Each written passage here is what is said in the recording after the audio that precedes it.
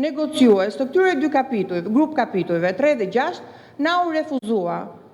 Kjo jo vetëm që nuk është serioze, por është shtalje, jo vetëm me opozitën, jo vetëm me Komisionin për çështjet e integrimit, por dhe me publikun i cili duhet të njihet se ku është faza, në cilën fazë jemi për sa i përket procesit të integrimit. Nuk është një veprim procedurial, është një akt i qëllimshëm për të shmangur transparencën dhe për të përjashtuar opozitën nga një proces që i përket në fakt të gjithë qytetarëve shqiptarë. Duke theksuar se mbi 90% e qytetarëve shqiptarë duan të integrohen sa më parë në Europë. Akoma më shqetësues është fakti se kjo sjellje bie ndesh të drejtë për drejtë me parimet që vetë Bashkimi Evropian kërkon nga vendet kandidate, gjithëpërfshirje, transparencë, llogaridhënie dhe respekt për institucionet demokratike. Në vend të tyre po shohim një model qeverisje që kufizon informacionin, marginalizon opozitën dhe dobëson mekanizmat demokratik të kontrollit. Një ditë më parë në Komisionin për Politikën e Jashtme dhe çështjet e integrimit u përballëm me një akt të papranueshëm dhe të paprecedent. Në momentin që unë, si nënkryetare e Komisionit, kërkova fjalën për procedurë, për të ngritur shqetësimin për mosvënien në dispozicion të pozicioneve negociuese dhe mungesën e plot të transparencës nga ana e majorancës, transmetimi live i mbledhjes u ndërprer.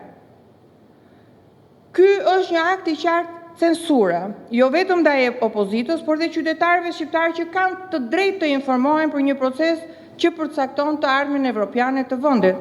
Ndërprerja e transmetimit nuk synonte një deputet që ta heshtin, synonte të begonte publikun të dëgjonte të vërtetën. Integrimi evropian nuk mund të jetë në asnjë rast pronë e qeverisë, nuk është pronë e majorancës.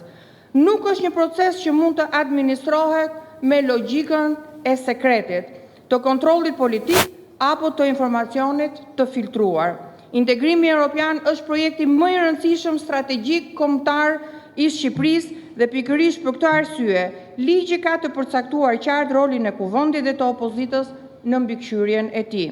Ligji e ka shumë qartë. Ministri i përgjegjës për negociatat ka detyrimin të paraqesë para Komisionit për çështjet europiane pozicionet negociuese të plota, jo vetëm një amendim dhe jo vetëm një fjali, jo përmbledhje që ato i kanë zgjedhur apo filtruar më parë, jo informacione të pjesshme. Dje ky detyrim ligjor na u refuzua. Ky refuzim përbën jo vetëm shkelje të frymës së ligjit, por një përpjekje për të hapur për të përjashtuar opozitën nga procesi i integrimit, për të asgjësuar mekanizmin e kontrollit parlamentar që garanton transparencën dhe llogaridhënien. Tani unë dua të shtroj disa pyetje themelore. Pse kjo mungesë transparence? Pse ky refuzim për të informuar kuvendin? Pse kjo këmbëngulje për të trajtuar integrimin evropian si një proces të mbyllur dhe të kontrolluar politikisht? Përgjigja është shumë e qartë. Qeveria nuk dëshiron që qytetarët shqiptarë të mësojnë se çfarë kërkon realisht Bashkimi Evropian nga Shqipëria dhe qeveria shqiptare. Cilat janë problemet që vazhdojnë të mbeten pengesë serioze në rrugën e integrimit. Kush dhe çfarë po e mban peng procesin e integrimit.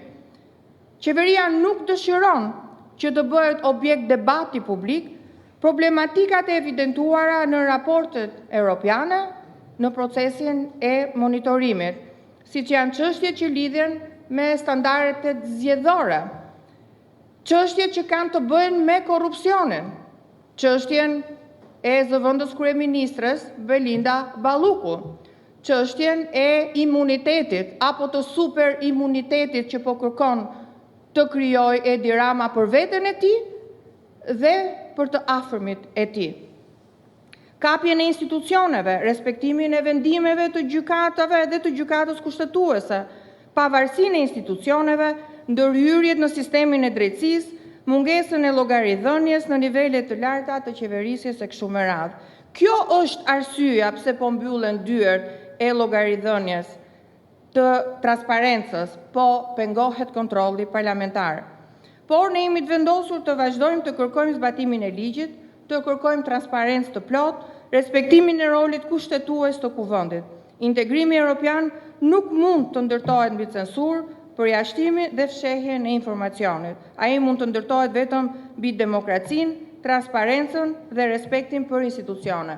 Para disa javësh, me të gjitha votat të pozitës dhe të opozitës, miratuam një rezolut për integrimin evropian. Ajo rezolut nuk mund dhe nuk do të mbetet vetëm në letër. Ajo rezolut që dje dhe në vijim duhet të filloj të zbatohet dhe të implementohet, duke detyruar të gjitha institucionet që të japin llogari dhe të informojnë Komisionin, por edhe Kuvendin. Faleminderit.